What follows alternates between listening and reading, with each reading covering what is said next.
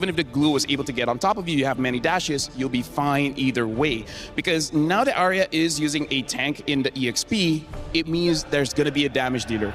The real question is what? And I want an assassin that can fight at level 4, not at level 15. Yeah, and I don't know if they're considering it, but I've seen like MWI teams play a Hanabi into the glue too. It works because it works, just right? extra bounce. Yeah. And hey, you can't. Stream B, we only have one loss. Okay. I don't know about Stream A, but Stream B, we only have one loss. So it's a viable pick. Carry gets banned out here because Briggs, the only problem I have is they don't have the damage profile for the glue. That's it. This glue can make or break Gen G here. And now even the Bruno gets banned out. So they're really, what they're showing here, Claude wants to win the lane. They want to make sure that all the counters are out of the picture. You still have one, actually you have two, which is the Leslie as well as the Clint. Yeah. Which, because they have a Minotaur, maybe not be a bad idea. Yeah, maybe not, but it's just the spread of damage I feel that could be a problem. Nice ban. That was a perfect ban. Oof. So much XP laners taken out. But I feel like a CC is going to come for Navi. She did use it recently. She did use it, yes. Yeah, she can. And it was also against the Uranus, if I'm not mistaken. I could be wrong, but she definitely has a CC in her pocket. Yeah, because she has a lot of like XP laners brought out. The Masha, but that was last paired with a chip, so maybe not, because you see the glue instead this time. So it's up to not Ayanami as well as their mid laner Rain to pick up their heroes at this point. Honestly, if they want, Izushi would be not bad. There you go. Izushi is picked up. It's a good counter towards the Minotaur as well as the Uranus. And it's an okay ult for the Valentina to steal, but not the most game-changing. It's not, it's not. So the question remains, do they want to go Leslie Clint and more linear type of damage for EXP or for gold lane here and Panda? Or do they consider some of the more unorthodox? Because this Uranus Minotaur, just by looking at them, feels like you're meant to be safe, right? Gen G has a lineup that says we will live forever. Yeah. Right? It will take us 1 week to die. Yeah. Right? They have a lot of heal. They're going to build Flask of the Oasis. If they haven't Hanabi, actually it makes a lot of sense. It makes a lot of sense, right? Makes a lot of sense. But the same as the Clint, same as the Leslie, heck, maybe even the Moskov. So they pick up a Suyo here. And now they pick up a Hariv. So right now, Briggs, this is 100% comfort. Yep. This is less about the strategy and more about trust. Yep, we're not even looking at hero synergy anymore, I guess. It's just really them individually doing their thing and being comfortable in the heroes that they use.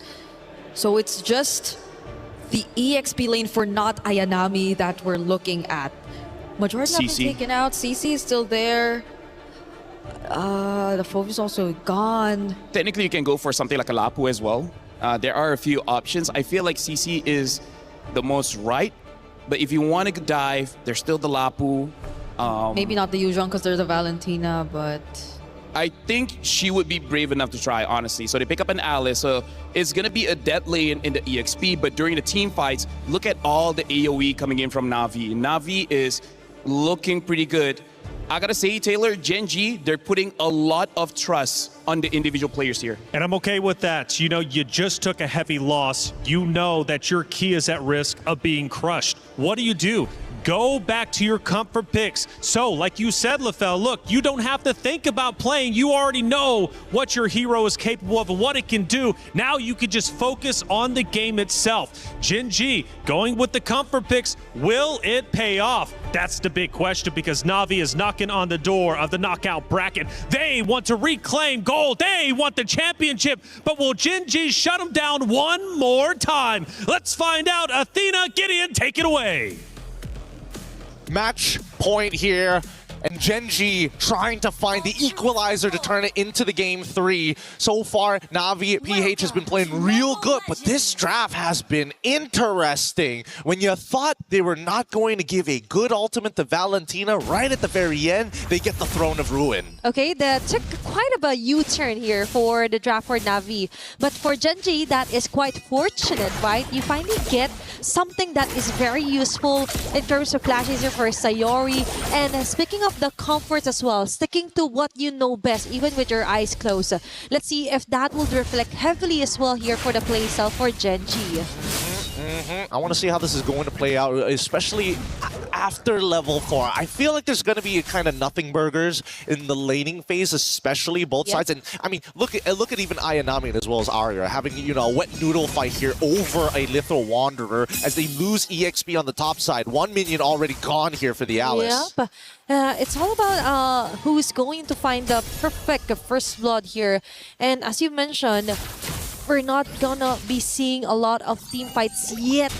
Or even 1v1s here for not Ayanami and Arya. It's all about roaming around and giving vision and assistance if whenever needed here for Navi and Genji. It's about controlling the wave, but most importantly, it's about maintaining the tempo. Both compositions kind of want to play the fights really, really slow. They're looking for the high-impact engages. An early rapid boots here from Mariah as we see the gank on top. Okay, that's going to be somewhat of a vision, but not really enough to get the first blood. We might see that on the body of Panda, but great assistance there for Ashley. Now, in a few seconds, it's going to be the turtle up in the mix, and it's Mirai finding her way already here to try and predict things on where members of Genji will be focusing their lots for. They did lose a little bit of tempo off of this. Mirai had to reposition as they are looking for the right targets. And in this case, it's going to be Rui. Mirai did this the last time, right? Made Rui's life really, really difficult. But now that Rain is level 4, look at the positions. Okay, it's Arya onto the backside. That took too much. And it gave Keishi the perfect first blood. Rain with a force crimson and beacon. And assistance with a not Ayanami, resulting onto a kill. That's 2 members down. XP and room immediate takedown for Genji. The chain CC was just a little too good. Arya couldn't even get her ult off in time. And now you see Rain down on the bottom side, getting hit by the gank. Okay, Rui, go for the follow-up. Rian dashes out right in time. Now it's 4 members chasing them down. It's Rui being cornered out. What a commitment here for Navi. And even with a slam down spread and a grab, it all interconnects and results onto a kill for Navi. They weren't able to find the trade. This is great for Mirai. Again, the battle spell difference creating this tempo, and now the dive. Okay, they're forcing out a way to shut down Panda 1 as fast as they can. It's Mirai. Even tanking up most of the turret damages. Oh boy, the shield from downtown right at max distance as well, and Sayori finally gets the Throne of Ruin as Arya looks to maintain control over that top side, but there's an interception about to happen. Keishi could punish this, and that concentration isn't going to be enough. Look, the anti-heal, Arya cannot tank the damage. Oh my gosh. This is kind of heartbreaking, especially for Arya. To be punished like this onto the early parts of the game. Could you imagine that? She still survived though. She played it as well as she possibly could. Waited till the very last second, waited for Ayanami to try and commit to the Throne of Ruin before committing to her mobility skill, knowing that at any point Keishi could try to go for another shield unity. Either way is played perfectly well despite the scenario. It's all about surviving first.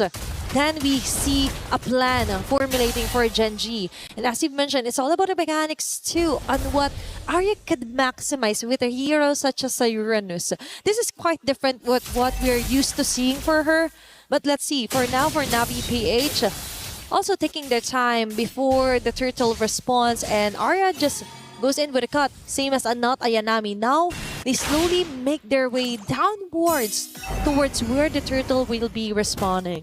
Look at this. The rest of Genji now looking to kind of set this up, but Rui has been completely zoned off as Mirai. Nobody can really stop Mirai from zoning him out. Okay. And once he gets his ult on him, even worse. And now I think that Genji just has to back away. Okay, there's going to be another turn of ruin here for not Ayanami. 2 members caught in the crossfire, actually falling down. Immediate response onto Arya. She will go down. Double kill for not Ayanami and a turtle for Navi. This is starting to look a little unwinnable here. Mirai gets to do literally anything she wants. Walk in, pull out a target, still not die, tank the damage and still be relevant. She's everywhere all at once. She's super glue at this point. She is a great provider as well. Like if Navi PH points to anyone, Mirai could get that. Mirai will give that to them. And even onto their own purple buffs for Genji, they're not even able to even get that. They're gonna have to pray here a little bit. And Navi makes the mistake, and unfortunately, it's just too tough. Rui even has to commit the retribution as well. They're unable to peel it off. I think that at this point, Ruyin as well as Sayori need to kind of work together to give that opportunity to kind of set the pace, right? Make sure that Mirai is CC'd enough so that Rui can actually get in on these fights to get the damage down. Yep. But still, it's such a big floodgate to get over. Okay, it's all about changing or spicing things up here for Genji. Because remember, it's still the early game-ish here for both Navi and Genji. Although technically speaking, there is a lot of advantages. 6 minutes in, turret destroyed, multiple objectives secured, plus the jungle camp being invaded is just too much for Genji to handle. Although there's still a sliver of HP, as you mentioned, in the body of Sayori and Rui going hand in hand. But that is if they're not continuously being hunted down by Mirai or even not Ayanavi. Yeah, they're gonna get dived under this tier 1. Whatever happens, will happen. And it's Ashley moving forward. Not Ayanami again! With a perfect flicker, Sword of Ruin, and Mirai from the back. Just soaking up loads of damage that Genji is trying to show over here onto Navi. Padawan was able to let her Zaman Force build in, but not enough to equate onto a kill. It's still Navi getting a great team fight center here against Genji. The mechanics are starting to deteriorate. Sayori, unfortunately, just didn't flicker forward. Used the Throne of Ruins. I guess they gave up on the fight before they made the call, and now the Zaman Force out onto not Ayanami. Okay, she will technically still survive, but no, it's going to be a chase down here for Sayori. A quick start here, and trying to regroup things up, freshen things up here for Genji. A start is still a start, but now that they finally get a purple bomb, it is the turtle that's going to be traded for here for Navi and Arya. Arya wants to buy some enough time, but no.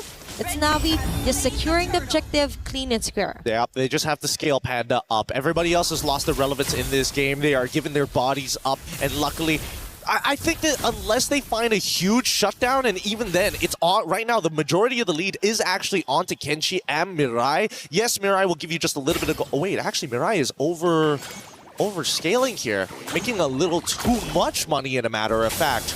Now the lowest gold overall is going to be Rain, so no more passive gold for Mirai. No, because Mirai actually noticed, hey, I could be anywhere and everywhere. That's actually 100% KP for her, a 205. Like imagine that. She's doing the right marks on the right targets as well. Compromising so much of Rui's jungle. Like onto the level comparisons here, Rui is also being kind of locked down here against Keishi. And now we see a more proactive play with the Conceal even under the turret. They're going a bit too greedy here for Navi, but Rain as well, committing even the Crimson Beacon just to try and make things harder here for Rui with the Dash's Blade Surge. There's going to be another dash out, trying to survive. Not Ayanami, the rest of the gang will just focus their marks here onto Sayori and Ashley. They'll take whatever they can, and they will get it onto the hands of Sayori. Oh, they can't cleanly walk away. They can't really open up the map, especially with this glue. They've lost pretty much every potential out here. This is just a slow and painful death from this point onwards. And Mirai can use the ult again if she wanted to, but really there's no need to. The discipline coming out from Navi PH right now is looking great. Earlier on the draft, we were kind of concerned that they didn't ban out the Harriet. They kind of took a U-turn onto picking up the allies as well. Now we do understand, even though Sayori has a wonderful ulti that she could copy, but she has to technically go in the front lines, find not Ayanami on this sort of a mess, and then commit to go for a setup. But that's not happening at all, because the moment that they're being shown on the map, that's an immediate kill here for Navi and an immediate takedown of an objective as well. They're going to take their time with this now. The next fight is about to begin as Mirai has already initiated. Oh, now Ayanami with a catch here on the 3 members. Panda one with the Zaman Force, but it's backwards all over again here for Genji. And it's Ashley right now trying to find a way to escape, and she will. Mirai might be the sacrifice, and Rui finally gets a kill onto her hands. Now that was a quite bit of a messy impact here for Navi PH, and Genji got 1 out of the 5. At least they were able to get 1, and honestly, that's a pretty big win for Genji at the very least. At this stage of the game, 10 minutes in, we still have some holy shieldings to work with. So at least for Genji, if they can just minimize the damage and protect this long lane, they might have a chance. Okay, it's all about Arya right now, doing a lot of the heavy lifting here against Navi PH. The Holy Shield just might pop off. It's going to be a risk here for Gen G. And right on cue, they were able to melt down the Lord, but a costly advantage here for NAVI PH. Oh, no, it's not over just yet. There's still the second wave of Lord and Power minions, and you can see Mirai on Patrick's skin showing off why she is not just glue, but super glue here as they conceal and force the play underneath their turrets. Okay, that is quite scary for Patrick going in with the conceal play as well. They just wanted to scare off some of the members, then finally get a base turret out of Gen G. Now Sayori is forced to somehow copy the Crimson Beacon for extra survivability if ever Navi decides to jump in onto the clash. And honestly, I think that Gen G could have taken advantage of the fact that they were going for the conceal, right? Because they should be aware that the battle spells of both Mirai as well as Ayanami were still on cooldown. So there was technically no way for them to catch them off guard. Yeah. Everything would have been telegraphed from the Throne of Ruins or just Glue being, concealed and walking up to you. Now, with the Radiant Armor already purchased on top of everything that they have, right? The Glowing Wand, Cursed Helm, Panda has got to be careful. Without that Zaman Force to maintain those shields, naturally, without the Chrono Dash, she will burn. And definitely that's the next target here for Navi PH. You mentioned about the timing of the battle spell, so someone has to keep track of that for Gen G. That is quite the opening, actually, the small opening, but still, that is somewhat of a win if ever they be able to time those timings or the battle spells out of Navi PH. Now, they're slowly making their way. They're still conserving and denying as much as they can against Gen G right before a Lord take onto the top lane. I think they know they kind of got this in the bag at this point, right? Ideally, they would have finished the game a little bit earlier. They have a 7.1k, which is a phenomenal lead. And this next Lord should be the final nail in the coffin once it's right at the base. The question is, how does Gen G, knowing that this might just be their last chance here, how are they going to win this fight? It's either they somehow steal the Lord or they annihilate Navi right now. It's Arya falling down low here for Gen G. Engaging from the back. It's going to be a nice setup here for Ashley, but not enough still. It's Navi PH chasing them all around the map. Panda 1 is not a position that you would want her to. And Mirai single-handedly zoning up 2 members in a row with a grab as well. Taking a hold of Sayori. It's 2 members immediately down, which is kind of good, would be helpful in some way for Gen G if they manage to survive. But for Navi PH, they just want to continue their dominance, targeting Arya in the process. And there's going to be a Land of Flare Stones. There are stacks as well, enough to totally tore her down. Rui and Ashley are left to defend for their base, but I think this might be it as Navi PH goes in for the kill, goes in for the wipeout, and eventually taking the win against Gen G. Spirit's broken here, but it's going to be Navi who moves on to that next stage. A beautiful game, so tactical, so slow, but most importantly, no way for the enemy team to breathe. Congratulations to Navi. We're going to be soon having a talk with one of these players up on this stage, and I gotta know what is going on through their minds, especially after a well, I wouldn't say the worst, but for some, a very dangerous day 1 and just the upward trajectory from day 2 onwards. Imagine starting off your day on the verge of elimination, right? But now, they could finally exhale some of the nervousness, their pressure, but so far, quite